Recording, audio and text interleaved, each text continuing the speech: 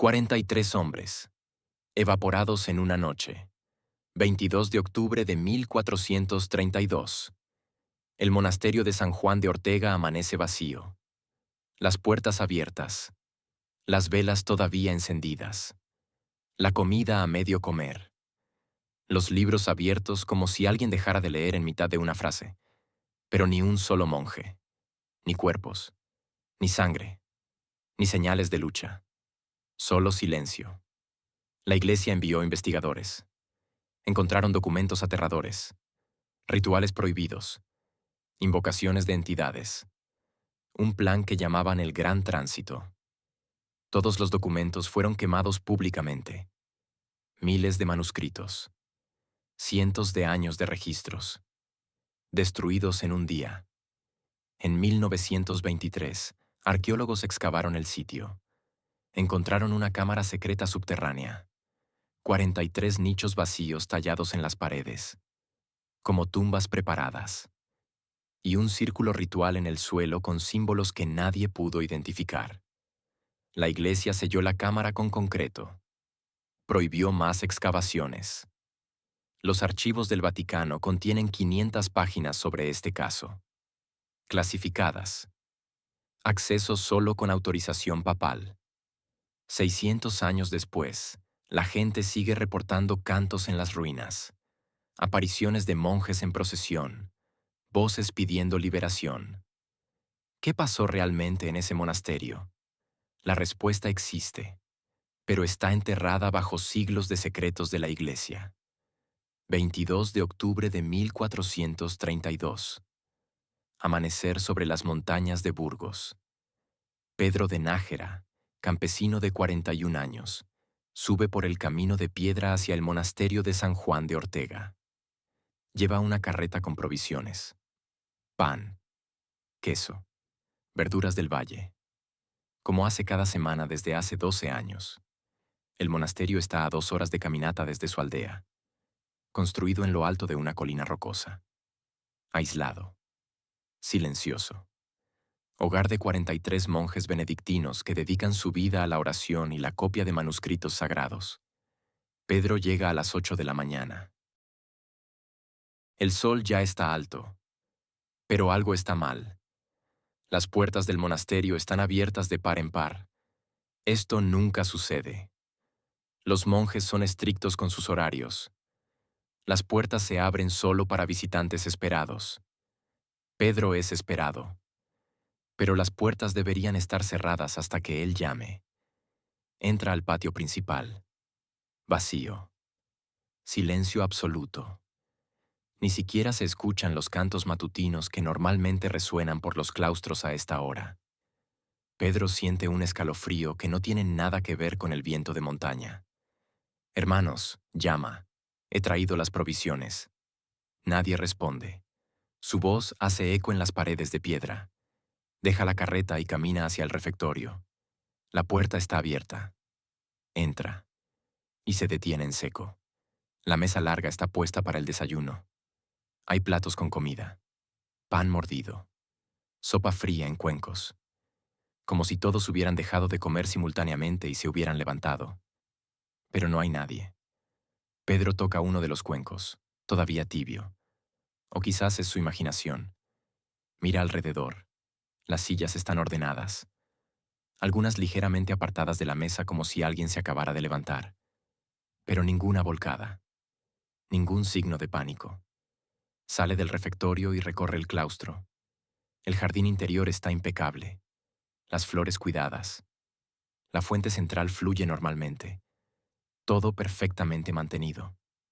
Pero vacío. Terriblemente vacío. Sube las escaleras hacia las celdas de los monjes. Su respiración se acelera. El miedo comienza a instalarse en su pecho. Abre la primera puerta.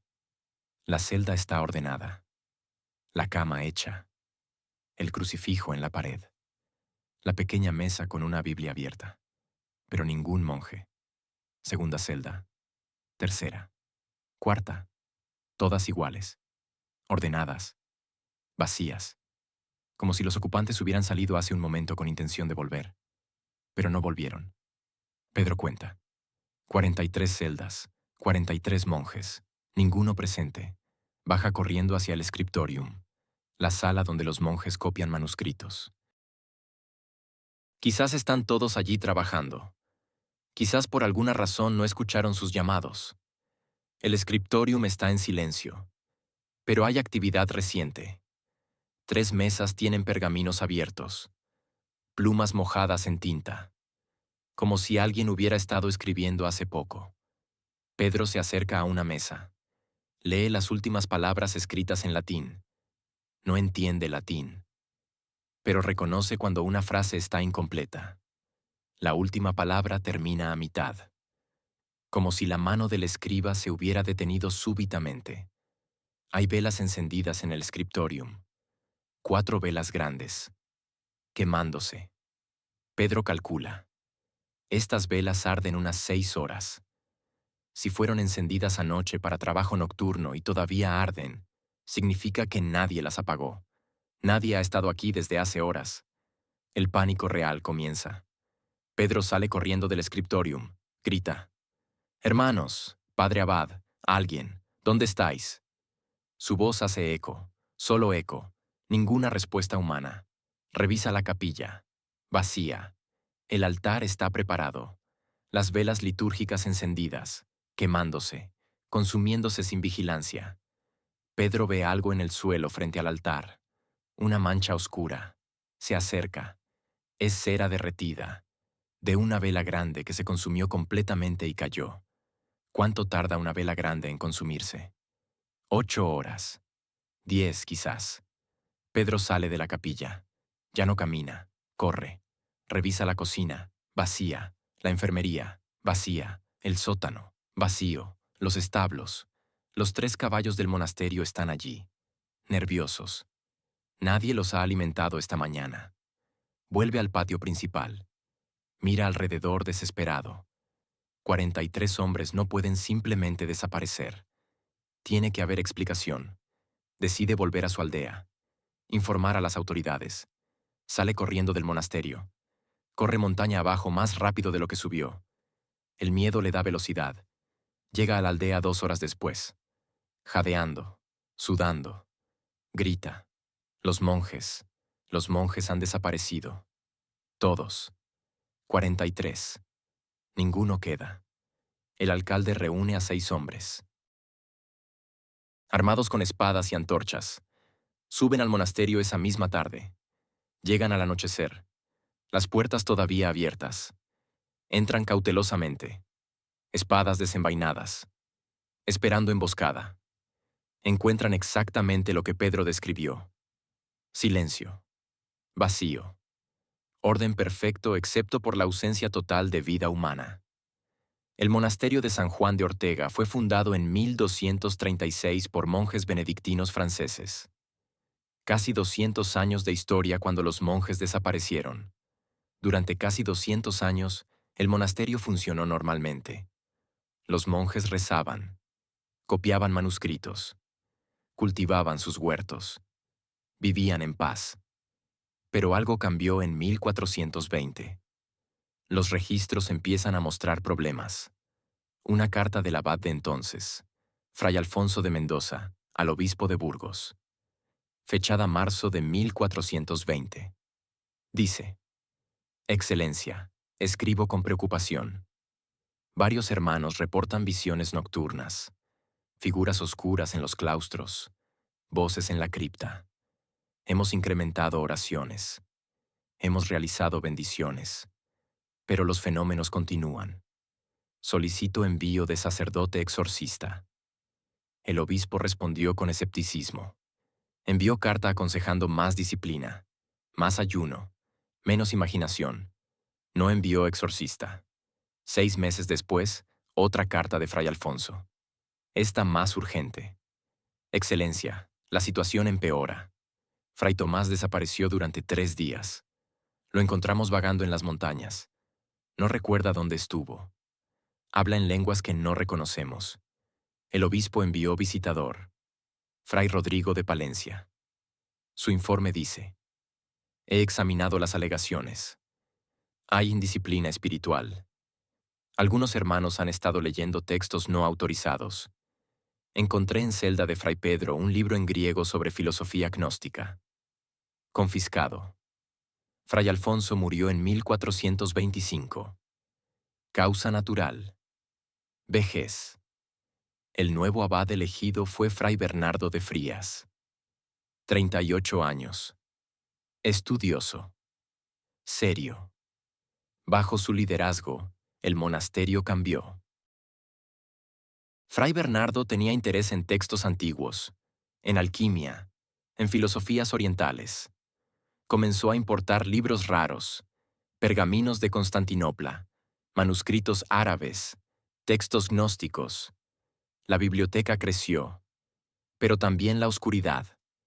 Monjes que antes eran piadosos comenzaron a experimentar con ideas peligrosas. Conversaciones sobre naturaleza del alma, sobre posibilidad de trascender cuerpo físico. Los aldeanos que visitaban el monasterio notaban cambios.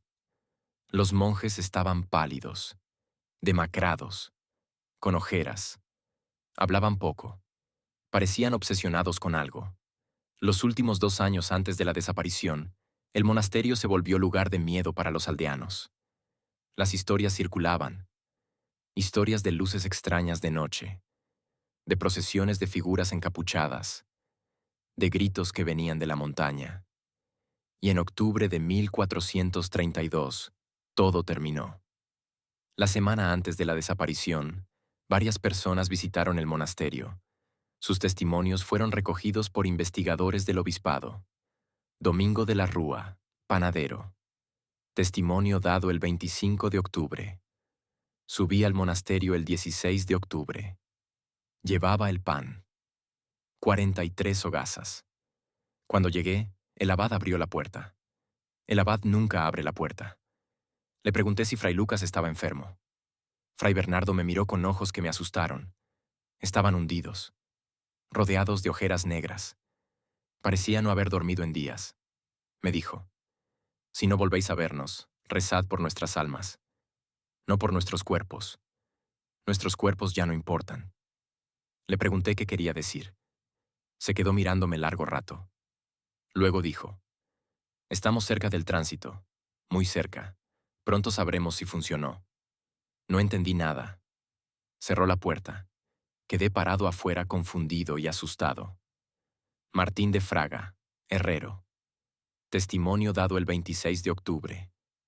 Subí el 18 de octubre a reparar las campanas. Mientras trabajaba, escuché voces abajo. En la cripta. Cantaban. Pero no era canto litúrgico normal. No era latín. Era algo más antiguo, más extraño. Bajé del campanario. Me acerqué a la entrada de la cripta. Estaba ligeramente abierta. Miré dentro. Vi a todos los monjes en círculo, rodeando algo en el centro. No pude ver qué era, pero había luz. Luz extraña. No de velas. Algo más brillante, más azulado. Uno de los monjes me vio. Fray Pedro, gritó. Cerró la puerta bruscamente. Me dijo que me fuera, que no era bienvenido. Nunca me habían hablado así. Me fui inmediatamente. Isabel de Covarrubias, viuda mendicante. Testimonio dado el 27 de octubre. El 20 de octubre subí de noche. Vi luz en el jardín trasero. Me acerqué sin hacer ruido. Vi a un grupo de monjes cavando. Cavando profundo. Como si buscaran algo enterrado. O como si quisieran enterrar algo. Trabajaban en silencio.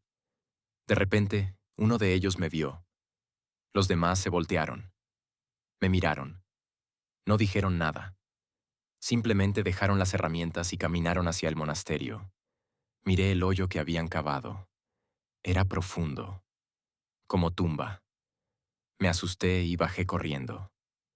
Un leñador que pasó cerca del monasterio la noche del 21 de octubre juró haber escuchado gritos. Gritos de muchas voces simultáneas.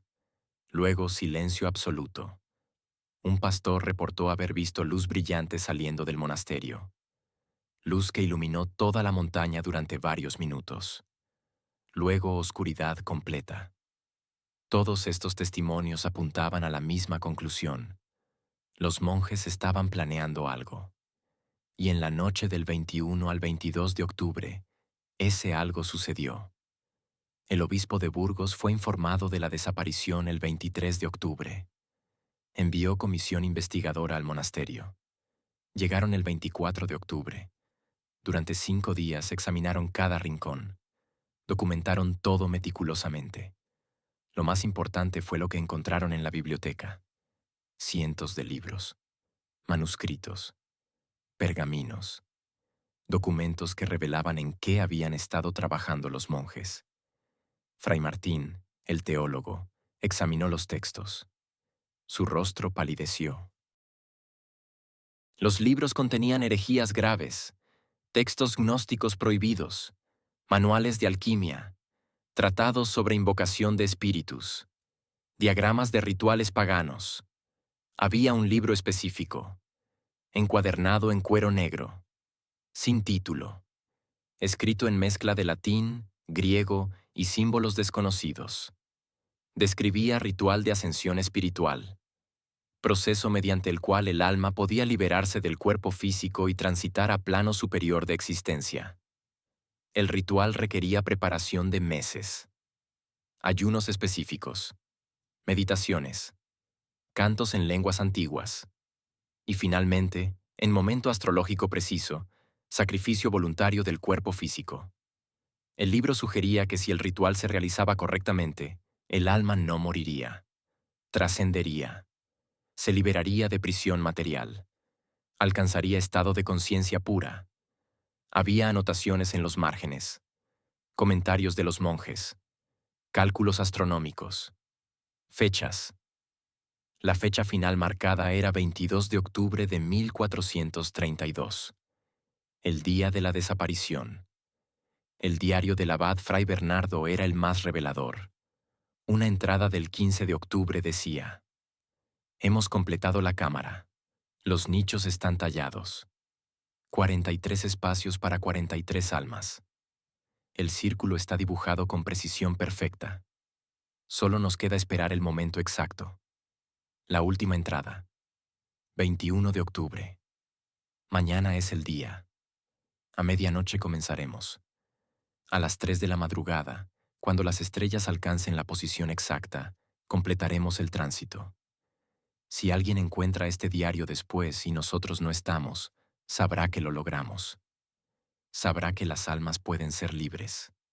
Los investigadores se miraron horrorizados. Los monjes habían planeado suicidio ritual colectivo creyendo que trascenderían a otro plano de existencia. La comisión regresó a Burgos con 3 carretas llenas de documentos. El obispo decidió que el material era demasiado peligroso para preservar. El 30 de octubre, en la plaza frente a la Catedral de Burgos, se realizó quema pública de todos los documentos del monasterio. Miles de personas observaron. 3 carretas llenas de libros y pergaminos. 200 años de registros monásticos. Todo reducido a cenizas en una tarde. Solo un documento sobrevivió. El informe oficial de la comisión. Dice que los monjes practicaban herejías, que probablemente huyeron antes de ser descubiertos, que el monasterio debe ser cerrado permanentemente. No menciona el libro negro, no menciona el ritual de ascensión, no menciona la cámara subterránea con 43 nichos. La verdad fue enterrada, quemada. Después de la quema, la iglesia necesitaba explicación oficial. El obispo emitió declaración pública el 5 de noviembre. La declaración decía: «Los monjes cayeron en herejía grave. Practicaron ritos prohibidos. Como castigo divino, fueron consumidos por el fuego sagrado de la ira de Dios. Sus cuerpos fueron reducidos a nada. El monasterio quedará cerrado para siempre». Esta versión se convirtió en historia oficial. Castigo divino. Consumición total. Pero circularon otras teorías. Primera teoría: suicidio colectivo. Los monjes se envenenaron en ritual. Otros cómplices escondieron los cuerpos en los túneles. Segunda teoría: asesinato masivo. Nobles o bandidos mataron a los monjes. Transportaron los cuerpos lejos. Los quemaron completamente. Tercera teoría. Huida planificada. Los monjes abandonaron la vida monástica. Huyeron juntos. Se dispersaron con identidades nuevas. Cuarta teoría.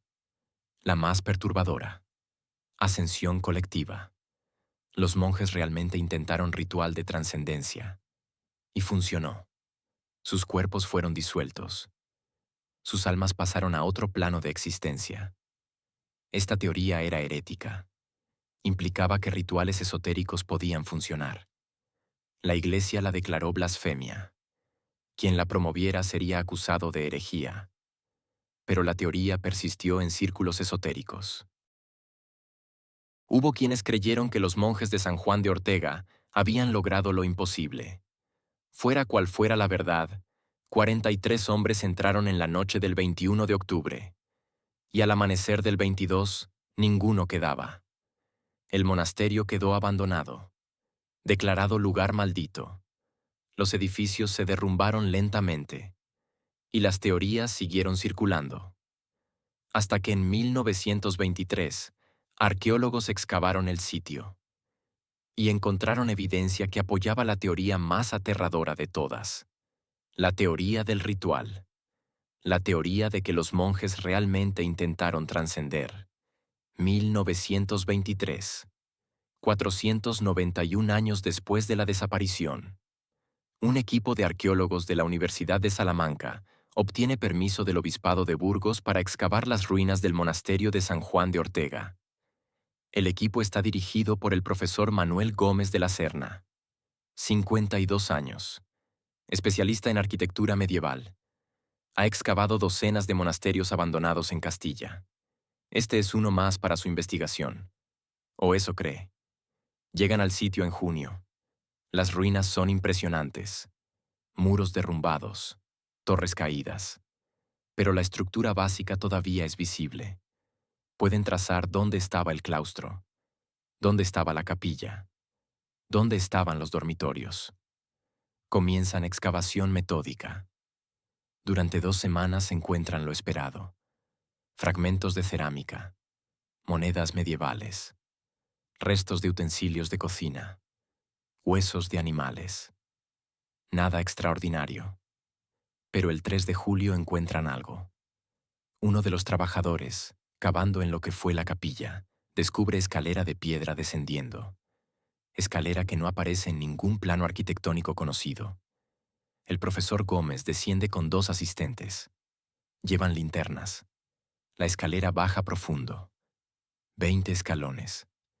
30. 40. Finalmente llegan a pasillo subterráneo. El pasillo es estrecho, tallado directamente en roca. Las paredes son rugosas, sin decoración. Caminan cautelosamente. El aire es húmedo. Huele a tierra antigua, a siglos de encierro. El pasillo se bifurca. Túneles en 3 direcciones. Toman el central. Caminan 50 metros. El túnel termina en puerta de piedra. No, no es puerta. Es losa masiva que bloqueaba entrada a cámara. La losa ha sido movida. Recientemente no. Hace siglos. Pero definitivamente movida. Hay espacio suficiente para pasar. El profesor Gómez entra primero. Su linterna ilumina la cámara. Y se detiene. Respira profundo. Lo que ve es imposible. La cámara es circular. Aproximadamente 10 metros de diámetro. El techo es abovedado. Alto. Tallado con precisión que no corresponde a 1236. Es más antiguo. Mucho más antiguo. Pero lo que paraliza al profesor no es la arquitectura. Son los nichos. En las paredes circulares hay nichos tallados. Rectangular cada uno. Como pequeñas tumbas horizontales. El profesor cuenta. 43 nichos. Todos vacíos. En el centro de la cámara hay círculo tallado en el suelo de piedra. El círculo tiene símbolos. El profesor se acerca, se arrodilla. Examina los símbolos con linterna. No son cristianos, no son latinos, no son celtas, no son árabes. Son algo más antiguo, más extraño. Geometría que duele mirar. Ángulos que parecen incorrectos. líneas que se curvan de formas imposibles. Uno de los asistentes, joven llamado Ricardo Menéndez, toma fotografías. El otro asistente, Alberto Ruiz, hace dibujos. El profesor toma medidas. Documenta todo meticulosamente. Pasan 3 horas en la cámara. Cuando salen, todos están pálidos, perturbados. Han visto algo que no deberían haber visto. Esa noche, en su campamento, el profesor escribe en su diario: hemos encontrado la cámara ritual. Los 43 nichos corresponden exactamente a los 43 monjes desaparecidos. Estaban preparados. Sabían exactamente qué harían. Esto no fue improvisación. Fue plan ejecutado con precisión. Al día siguiente regresan a la cámara. Buscan restos humanos. Buscan huesos. Cenizas. Cualquier cosa. Encuentran nada. Los nichos están completamente vacíos. Ni siquiera polvo. En las paredes se encuentran más símbolos, tallados en grietas, escondidos. Tienen que usar espejos para verlos desde ciertos ángulos. Son fórmulas. Instrucciones. En mezcla de latín y griego antiguo. Ricardo, que lee griego clásico, traduce fragmentos. Las palabras lo perturban. Hablan de abrir puertas, de cruzar umbrales, de liberar el alma de la prisión del cuerpo, de trascender el plano material. El profesor decide que necesitan experto en simbología esotérica. Envía telegrama a Madrid. Pide que envíen especialista. Pero antes de que el especialista llegue, algo sucede. La noche del 8 de julio, Ricardo desaparece del campamento. Sus compañeros lo buscan. Lo encuentran 3 horas después en la cámara subterránea. Está sentado en el centro del círculo, inmóvil, mirando al vacío. Lo llaman. No responde. Se acercan. Lo tocan. Finalmente reacciona. Los mira como si no los reconociera. Luego grita. Gritos que no parecen humanos. Lo sacan de la cámara por fuerza. Arriba, a la luz, se calma gradualmente. Pero no recuerda nada. No sabe por qué bajó. No sabe cuánto tiempo estuvo allí. Solo recuerda sueños. Sueños de voces llamándolo. De figuras encapuchadas que le pedían ayuda. Que estaban atrapadas. Que necesitaban liberación. El profesor decide terminar excavación. Algo en esa cámara es peligroso. No físicamente. Psicológicamente. Espiritualmente. Informa sus hallazgos al obispado.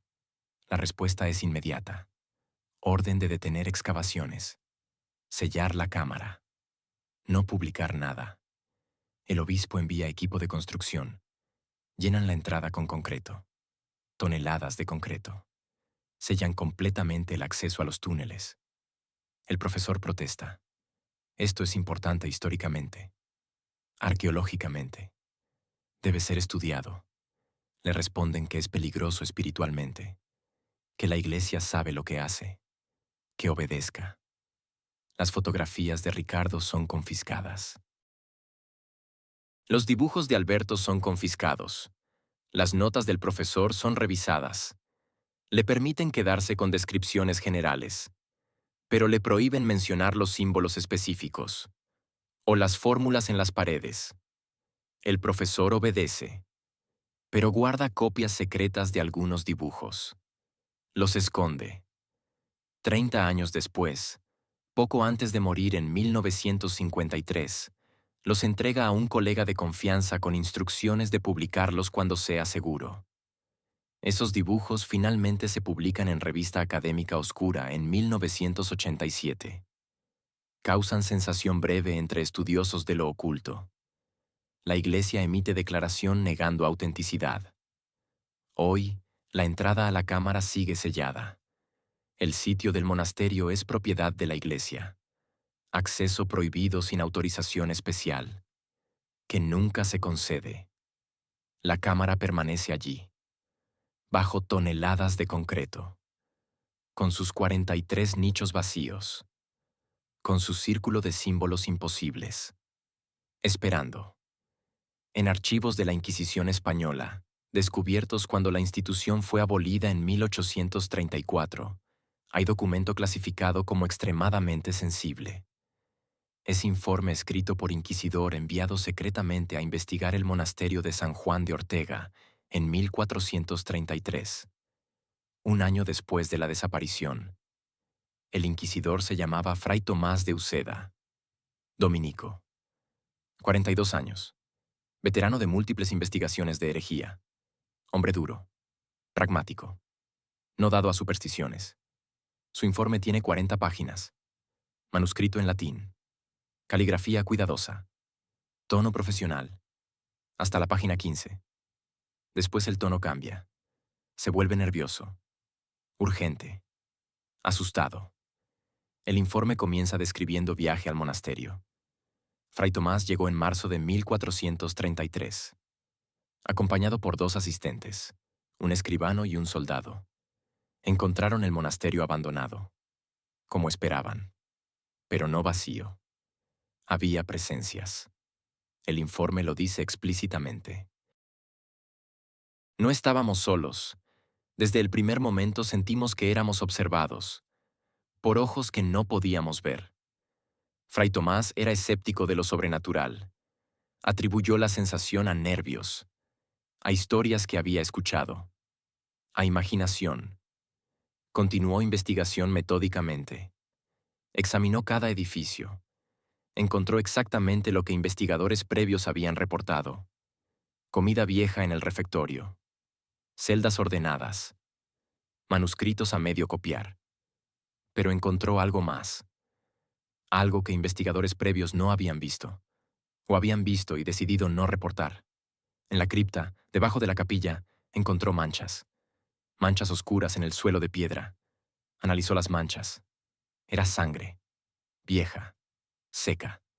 Pero definitivamente sangre. Mucha sangre. Esto contradecía relatos de desaparición limpia, sin violencia, sin señales de lucha. Aquí había evidencia de sangre derramada. Fray Tomás ordenó a sus asistentes cavar en la cripta, buscando cuerpos enterrados. Cavaron durante 2 días. Encontraron nada. Solo piedra sólida debajo del suelo. La sangre estaba allí, pero los cuerpos no. Luego encontraron los túneles. Entrada escondida detrás del altar de la cripta. Descendieron, con antorchas. El escribano tomaba notas. El soldado iba armado. Los túneles eran laberinto. Se perdieron durante horas. Finalmente encontraron la cámara. La cámara con los 43 nichos. El informe describe la cámara en detalle. Los nichos vacíos. El círculo en el suelo. Los símbolos que Fray Tomás no pudo identificar. Pero había algo más. Algo que las excavaciones de 1923 no encontraron, o que desapareció entre 1433 y 1923. En uno de los nichos había libro encadenado, cadena fijada a la pared del nicho, como si alguien hubiera querido asegurar que el libro permaneciera allí. Fray Tomás tomó el libro, lo examinó a la luz de las antorchas. Era el libro negro.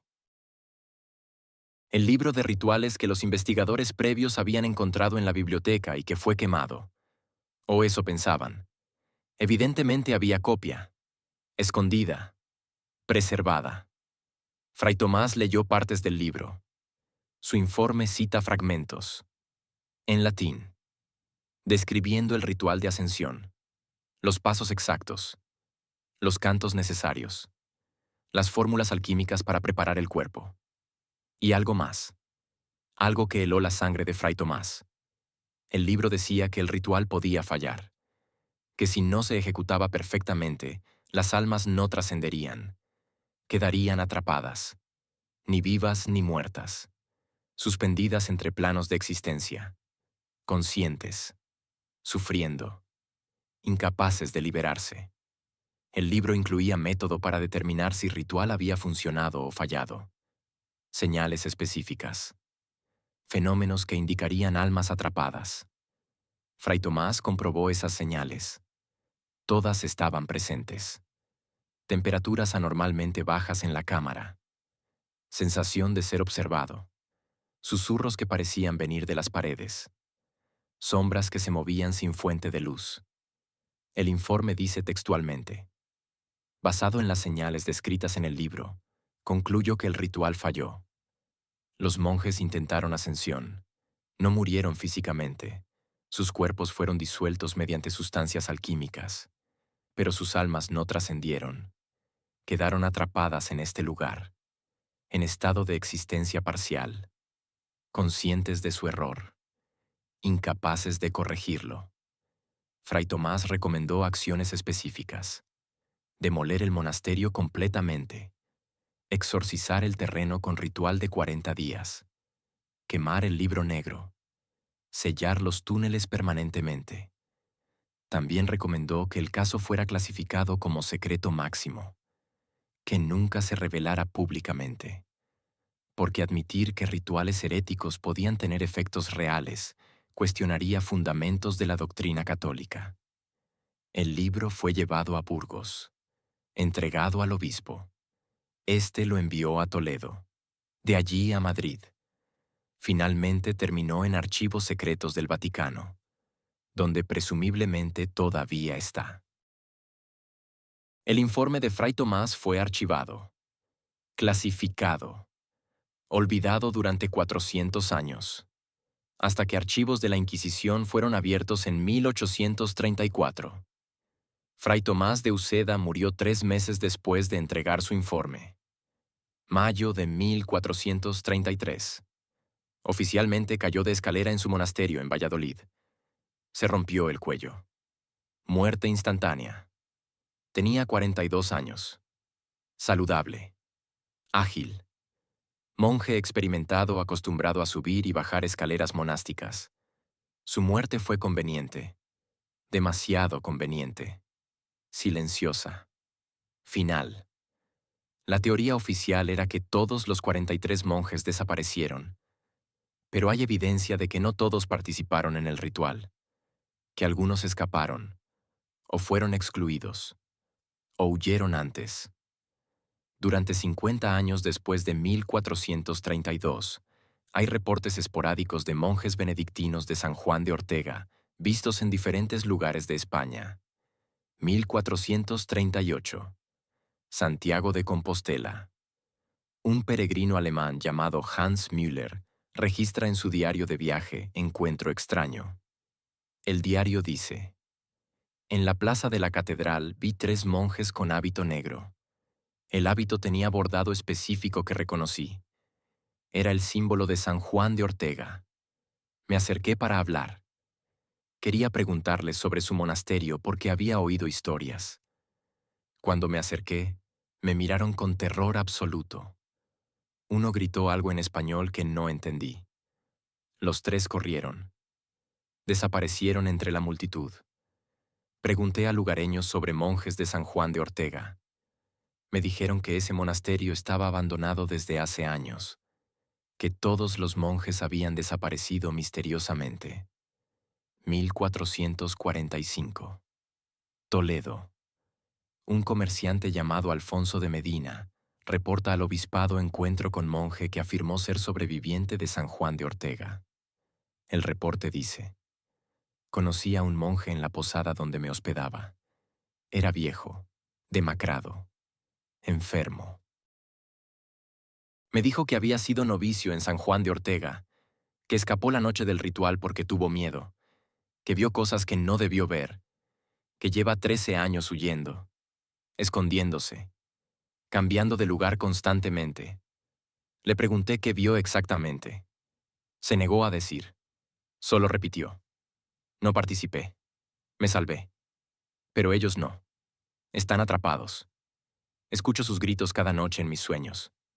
Al día siguiente el monje había desaparecido de la posada. Dejó su celda vacía, sin pagar, sin despedirse, como si nunca hubiera existido. 1450. Sevilla. El último avistamiento documentado. Un sacerdote llamado Padre Gonzalo de Córdoba confesó a monje moribundo en hospital de caridad. El sacerdote reportó la confesión a sus superiores, violando secreto confesional porque consideró el caso extraordinario. Su reporte dice: el monje se identificó como Fray Miguel de San Juan.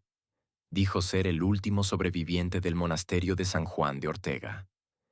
Tenía aproximadamente 60 años. Estaba muriendo de consunción. Sabía que le quedaban días. Me contó historia completa. Dijo que el abad Fray Bernardo había planeado ritual durante años, que convenció a 42 monjes de participar, que Fray Miguel era el 43, pero en el último momento tuvo dudas. La noche del ritual, todos bajaron a la cámara. Fray Miguel los siguió. Pero cuando vio los preparativos, el círculo dibujado, las substancias preparadas, sintió que estaba mal, que era pecado, que no debían hacerlo. Intentó convencer a los demás de detenerse. El abad le ordenó salir. Le dijo que era cobarde, que no merecía la ascensión, que se fuera y viviera su vida miserable en el mundo material. Fray Miguel salió de la cámara, subió a la superficie, esperó en la capilla, escuchó cantos desde abajo, cantos que duraron horas, luego gritos, gritos terribles, que no sonaban humanos, luego silencio, silencio absoluto. Fray Miguel bajó a la cámara. Estaba vacía. Los 42 monjes habían desaparecido. Solo quedaban sus hábitos, en el suelo, como si hubieran sido arrancados de cuerpos que ya no estaban. Fray Miguel huyó esa misma noche, aterrorizado, convencido de que había presenciado algo demoníaco. Cambió de hábito. Escondió su identidad. Vivió como monje itinerante durante 18 años, nunca quedándose más de pocos meses en un lugar. Ahora estaba muriendo. Quería confesar. Quería que alguien supiera la verdad, que los monjes no habían trascendido. Habían sido destruidos. O peor, habían quedado atrapados en estado de sufrimiento eterno. Fray Miguel murió 2 días después de esta confesión. El padre Gonzalo reportó el caso. Fue ordenado guardar silencio absoluto. Nunca hablar del tema. Bajo pena de excomunión. Obedeció. Pero escribió el reporte. Lo guardó secretamente. Fue encontrado entre sus papeles cuando murió en 1482. Si el testimonio de Fray Miguel es verdadero, significa que al menos uno de los 43 monjes no participó en el ritual, que fue testigo de lo que pasó, que vio los hábitos vacíos en el suelo de la cámara. Significa que los cuerpos realmente desaparecieron. No fueron escondidos. No fueron enterrados. Simplemente dejaron de existir físicamente. Y si eso es verdad, ¿dónde están ahora esas 42 almas? El sitio del monasterio de San Juan de Ortega nunca fue repoblado. Permanece abandonado. Ruinas cubiertas de vegetación en montaña aislada. Y durante 600 años, desde 1432 hasta hoy, la gente reporta fenómenos inexplicables en ese lugar. Los reportes son consistentes a través de los siglos. Luces extrañas de noche. Cantos que vienen de las ruinas. Apariciones de figuras en hábitos negros. Sensación de ser observado. Miedo irracional que obliga a huir. 1720. Un pastor llamado Rodrigo de la Vega usa las ruinas como refugio durante tormenta. Entra a lo que fue el refectorio. Se sienta. Espera que pase la lluvia. Según su testimonio dado después a sacerdote de su aldea, escuchó voces. Muchas voces. Susurrando. Al principio pensó que había otras personas refugiándose. Llamó. Nadie respondió. Pero los susurros continuaron. Se intensificaron. Se volvieron más fuertes. Rodrigo entendió que venían de abajo, del subsuelo. Eran voces de hombres. Muchos hombres. Hablando simultáneamente. Pero no podía entender las palabras. Luego sintió algo más. Una presencia. Como si alguien estuviera parado detrás de él. Se volteó. No había nadie. Pero la sensación persistía. Se intensificaba. Rodrigo huyó. Corrió bajo la tormenta. Prefirió mojarse que quedarse en ese lugar un minuto más. Nunca volvió. Nunca permitió que sus ovejas pastaran cerca de las ruinas. 1850. Durante construcción de caminos cerca del monasterio, 3 trabajadores desaparecieron. Salieron una mañana a trabajar. No regresaron. Búsqueda encontró sus herramientas abandonadas cerca de las ruinas, pero ningún rastro de los hombres, ninguna huella, ninguna señal de lucha o accidente. Simplemente desaparecieron. Nunca fueron encontrados. El capataz de construcción decidió cambiar ruta del camino, evitar completamente el área del monasterio. Nadie protestó. 1960. Grupo de estudiantes universitarios de Madrid decidió acampar en las ruinas. Eran 4. 3 hombres y una mujer. Todos agnósticos, racionalistas. No creían en fantasmas ni supersticiones. Llegaron al atardecer. Instalaron tiendas en el antiguo patio. Hicieron fogata. Cenaron. Conversaron sobre las historias del lugar. Se reían. Estaban tranquilos. A medianoche todos despertaron simultáneamente. Algo los había despertado. Un sonido. Canto. Canto gregoriano. En latín. Venía de las ruinas de la capilla. Salieron de las tiendas. Escucharon claramente. Muchas voces. Al menos 30, 40 quizás. Cantando en armonía perfecta. Pero no había nadie en la capilla. Estaba vacía. Las ruinas iluminadas por su fogata mostraban solo piedras rotas y oscuridad.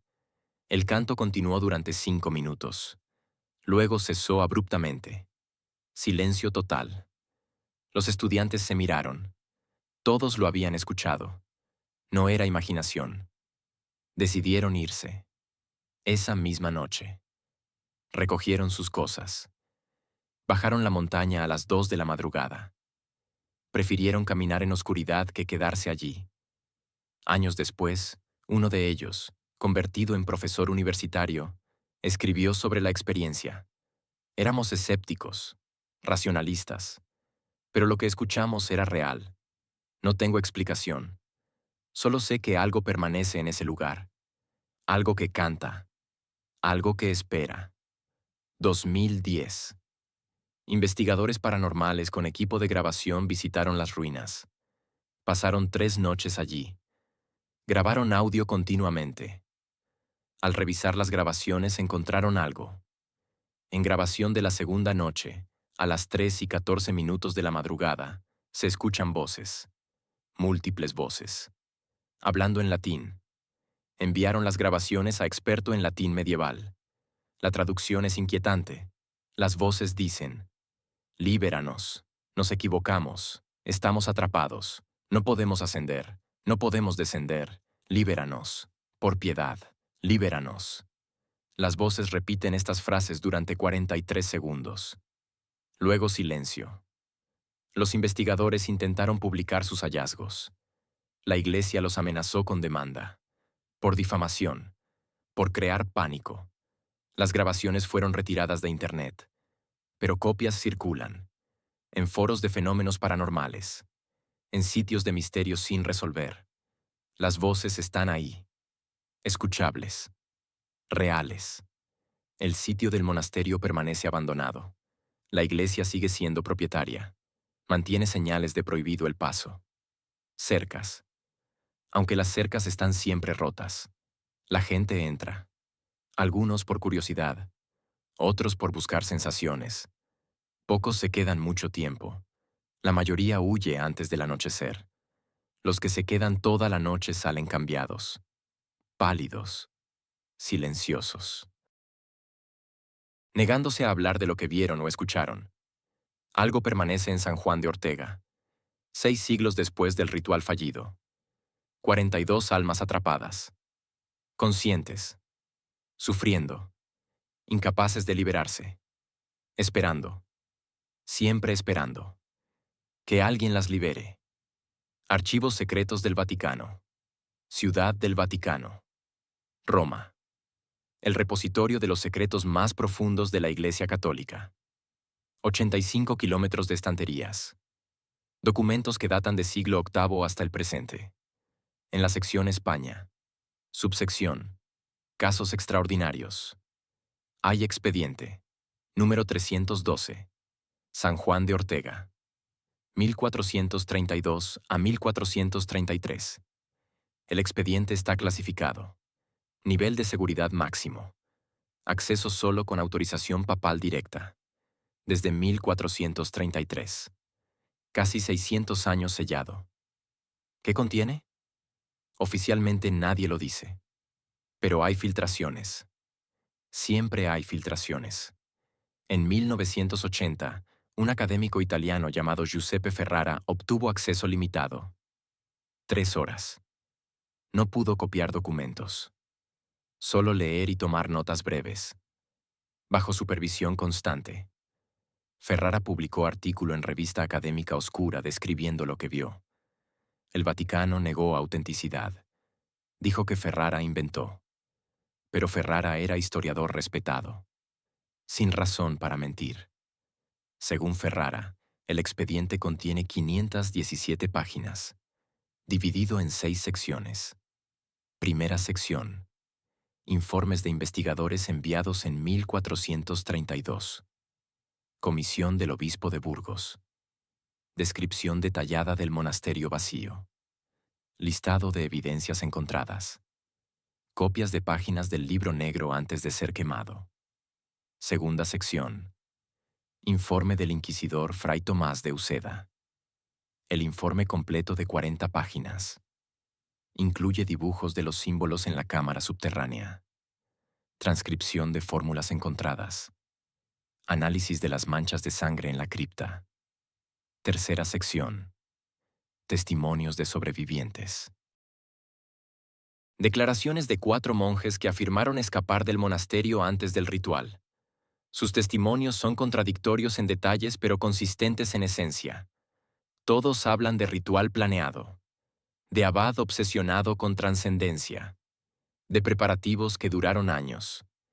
Esta sección contradice versión de que solo Fray Miguel sobrevivió. Aparentemente hubo otros. Todos fueron interrogados por la Inquisición. Todos desaparecieron después de dar testimonio. Cuarta sección. Análisis teológico. Documentos escritos por teólogos del Vaticano evaluando naturaleza del ritual. Discusiones sobre si rituales esotéricos pueden tener efectos reales. Debates sobre si lo que pasó fue castigo divino o consecuencia natural de fuerzas espirituales mal entendidas. Esta sección es la más perturbadora según Ferrara, porque los teólogos concluyen que los rituales sí funcionan, que hay leyes espirituales así como hay leyes físicas, que los gnósticos y alquimistas tenían conocimiento real, peligroso, pero real. Esta conclusión nunca fue publicada, porque contradice doctrina oficial de que solo a través de la Iglesia se accede a lo divino. Quinta sección. Exorcismos realizados. Entre 1433 y 1450, 3 exorcistas fueron enviados al monasterio. Todos intentaron liberar las almas atrapadas. Todos fallaron. Los informes de los exorcistas describen encuentros con entidades, voces que suplicaban liberación, apariciones de figuras que no eran completamente físicas ni completamente espirituales, presencias atrapadas en estado intermedio. Los exorcistas concluyen que el ritual de ascensión falló a mitad. Los cuerpos fueron disueltos exitosamente mediante fórmulas alquímicas, pero las almas no lograron trascender. Quedaron ancladas al lugar del ritual, conscientes, sufriendo, sin cuerpos físicos pero sin alcanzar plano espiritual superior. Los exorcismos tradicionales no funcionan porque las entidades no son demonios. Son almas humanas en estado no natural. No hay protocolo para liberar almas así atrapadas. Sexta sección. La más secreta. La conclusión del Vaticano. Según Ferrara, esta sección contiene decisión papal de 1452. El Papa Nicolás V evaluó todo el caso. Su conclusión. Las almas de los monjes de San Juan de Ortega están atrapadas indefinidamente. No hay forma conocida de liberarlas. Permanecerán en ese estado hasta el juicio final. cuando Dios mismo resolverá su destino. El Papa ordenó que el caso fuera sellado permanentemente, que nunca se revelara públicamente, que el monasterio permaneciera abandonado, que nadie intentara más exorcismos, que se dejara a las almas en su prisión espiritual como advertencia del peligro de herejía. Es sentencia de muerte eterna. 42 almas condenadas a sufrir conscientes durante siglos, quizás milenios, hasta el fin del mundo. Ferrara quedó profundamente perturbado por lo que leyó. Escribió en su artículo: si esto es verdad, si el Vaticano realmente condenó a esas almas a sufrimiento eterno por razones políticas y doctrinales, es crimen espiritual imperdonable. Esas almas merecen liberación, merecen paz, pero la Iglesia decidió usarlas como advertencia, como ejemplo del precio de la herejía. El artículo de Ferrara causó breve escándalo en círculos académicos. El Vaticano emitió desmentida formal. Dijo que Ferrara nunca tuvo acceso al expediente, que inventó todo, que el expediente ni siquiera existe. Ferrara murió en 1987. Ataque cardíaco. 63 años. Relativamente joven. Conveniente. Hoy, en 2025, el expediente 312 sigue sellado. La política del Vaticano sobre archivos secretos ha cambiado ligeramente. Algunos documentos antiguos se han abierto, pero este permanece clasificado. Cuando académicos preguntan por qué, la respuesta oficial es respeto a las almas de los difuntos. Evitar sensacionalismo. Proteger integridad doctrinal. La respuesta real es probablemente más simple. El expediente contiene admisión de que rituales esotéricos funcionan, de que hay caminos a transformación espiritual fuera de la Iglesia, de que la Iglesia condenó almas a sufrimiento eterno por razones políticas. Admitir esto sería devastador para la autoridad moral de la Iglesia. Así que el expediente permanece sellado. Las almas permanecen atrapadas. El silencio permanece intacto. Pero en las montañas de Burgos, en las ruinas de San Juan de Ortega, las voces continúan, cantando, suplicando, esperando liberación que nunca llegará. 42 monjes, atrapados desde 1432, 593 años de sufrimiento consciente, y contando, porque la Iglesia decidió que su sufrimiento es útil, como advertencia, como ejemplo, como recordatorio del precio de desafiar doctrina oficial. Los monjes de San Juan de Ortega querían trascender, querían liberarse de la prisión del cuerpo, querían alcanzar plano superior de existencia. En cambio, consiguieron prisión peor, sin cuerpo pero sin libertad, conscientes pero sin poder actuar, atrapados entre mundos, para siempre, o hasta que alguien, algún día, encuentre forma de liberarlos. Si es que existe tal forma, si es que alguien se atreve a intentarlo.